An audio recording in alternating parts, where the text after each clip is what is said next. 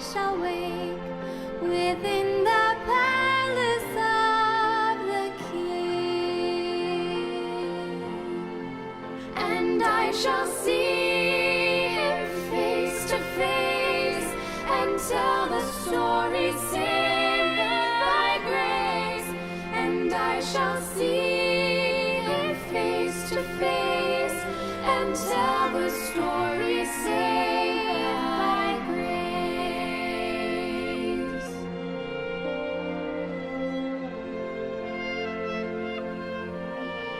Someday my earthly house will fall. I cannot tell how soon 'twill be, but this I know, my all in all has now a place in heaven for me, and I shall see him face to face and tell the story saved by grace, and I shall see him face to face and tell the story saved by grace.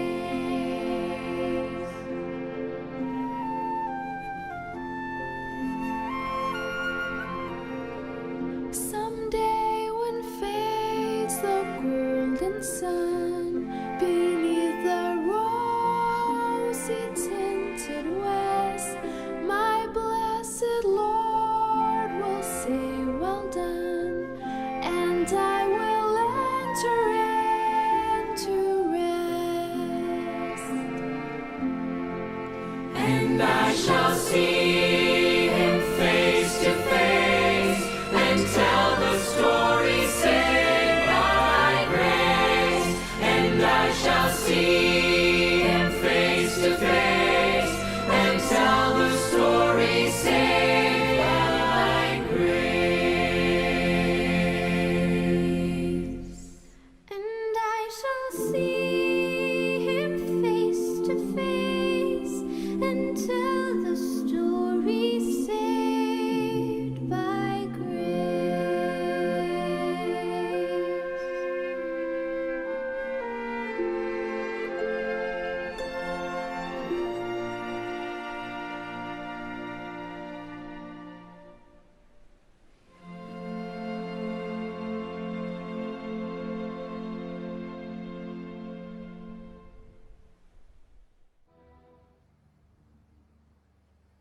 Shalom dan selamat berjumpa dalam acara Baktian Pertengahan Minggu.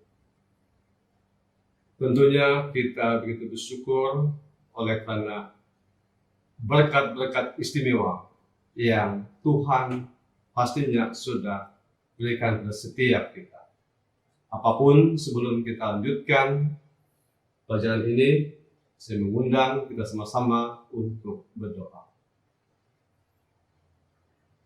Maha besar Bapa di sorga, pada saat ini kami berduka cita oleh karena kami merasai begitu banyak masalah-masalah yang kami hadapi di dunia yang penuh dengan dosa-dosa ini. Namun Tuhan, kami bersuka cita di dalammu, karena dalam-Mulah satu-satunya ada pengharapan, ada kekuatan. Dan terlebih Tuhan, di dalam-Mulah satu-satunya ada keselamatan. Oleh kasih karunia Tuhanlah kami diselamatkan. Terima kasih Tuhan. Di dalam nama Yesus kami mohon semua ini. Amin. Tentunya sepanjang minggu ini kita sama-sama merasai satu perkara yang begitu menakutkan kita, di mana pada masa kini COVID-19 yang begitu ditakuti oleh ramai manusia telah muncul kembali, dan akibatnya maka semua tempat ibadah khususnya di seluruh negeri Sabah ini telah ditutup semula, dan ini membuatkan kita sama-sama merasakan tidak begitu senang hati. Apapun saudara, semua ini telah memberitahu kepada kita bahwa kita sedang hidup di satu dunia yang penuh dengan masalah. Satu dunia yang sudah semakin hari semakin penuh dengan kejahatan. Dan sementara kita coba untuk mencari dari mana sebenarnya punca atau masalah yang nampaknya seperti tidak ada penghujungnya, Alkitab satu-satunya ada jawabannya. Kalau kita lihat di dalam buku Kejadian pasal yang ketiga ayat 1 sampai 24. Di sana kita telah melihat dan kita telah tahu bahwa manusia yang pertama yang dicipta oleh Tuhan, yang begitu istimewa, yang dicipta dalam keadaan yang cukup sempurna, tetapi akhirnya telah jatuh dalam dosa. Bermula dari peristiwa itulah, maka dunia ini semakin hari semakin dipenuhi dengan kejahatan dan semakin dipenuhi dengan banyak masalah. Dan kalau kita lanjutkan lagi dalam buku Kejadian pasal yang keempat ayat 1 sampai 16. Di sana telah mencatatkan bagaimana manusia yang pertama telah mati. Kematian manusia yang pertama dicatat dalam peristiwa ini. Ini bermula daripada anak-anak Adam, yaitu Kain sebagai anak sulung dan juga adiknya Habil, yang pada waktu itu hanyalah disebabkan oleh rasa tidak puas hati, disebabkan oleh rasa iri hati, dan akibatnya Kain sebagai anak sulung sanggup membunuh adiknya sendiri. Dan tanda dari peristiwa itu, kita melihat kejahatan demi kejahatan berlaku di dunia ini. Dan semua ini menunjukkan bahwa kita sudah berada di satu dunia yang begitu menakutkan sekali. Apapun saudara, kita bersyukur oleh karena semua masalah-masalah yang menimpa dunia ini, Tuhan yang penuh dengan kasih karunia, kasih karunia Yesus Kristus, kita semua telah mendapat keselamatan. Dalam buku Efesus pasal yang kedua, ayat yang keempat dan kelima mengatakan, tetapi Allah yang kaya dengan rahmat, oleh karena kasih-Nya yang besar, yang dilimpahkannya kepada kita, telah menghidupkan kita bersama-sama dengan Kristus, sekalipun kita telah mati oleh kesalahan-kesalahan kita.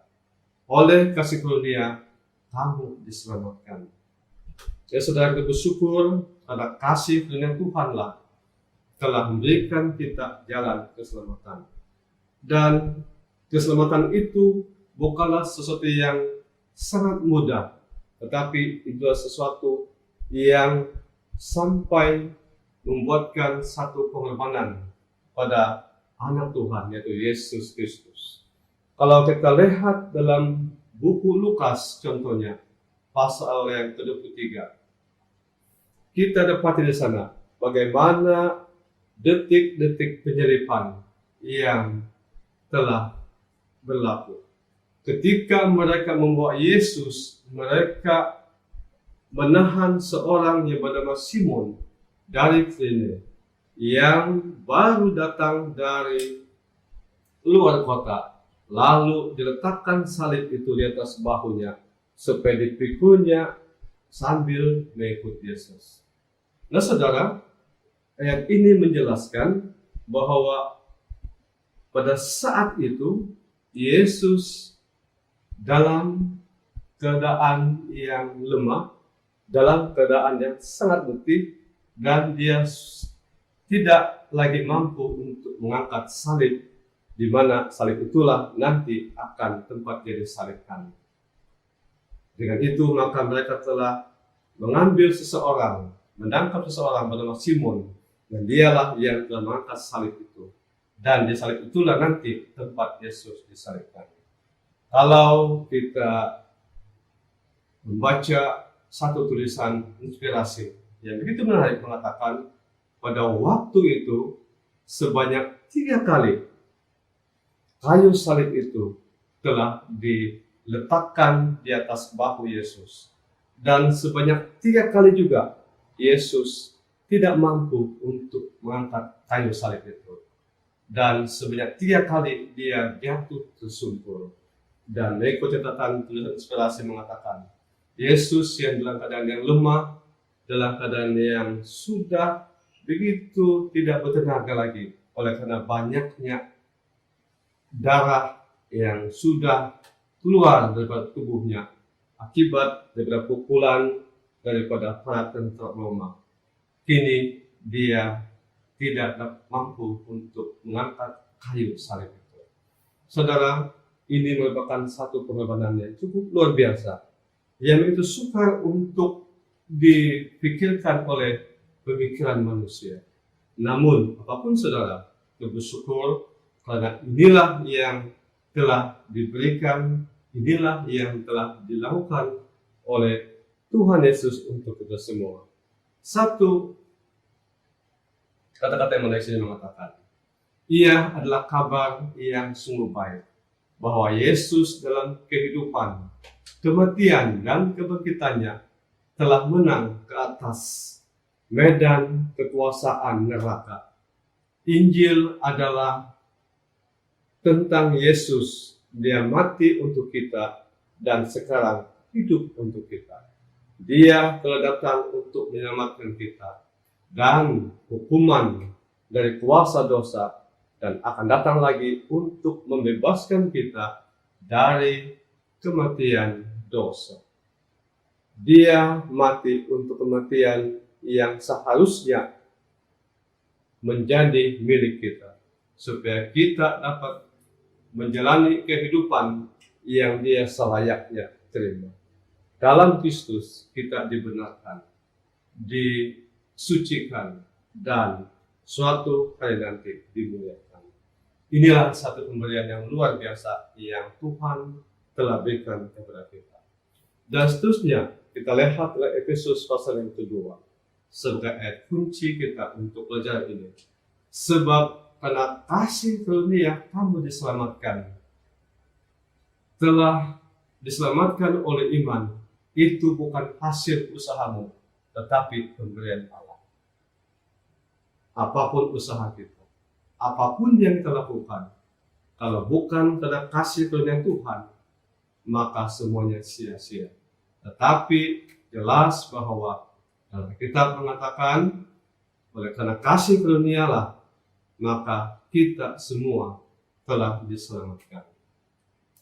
Semoga renungan atau pelajaran yang ringkas ini sekurang-kurangnya memberikan satu pemikiran atau mengubah pemikiran kita selama ini, supaya kita lebih mengasihi Tuhan sementara kita hidup di dunia yang penuh dengan masalah.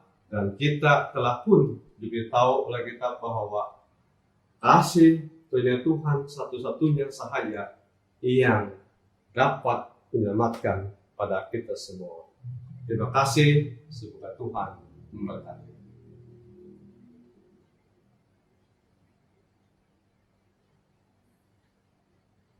Saat ini saya mengundang kita untuk doa. Bapa di sorga, kami bersyukur, kami berterima kasih.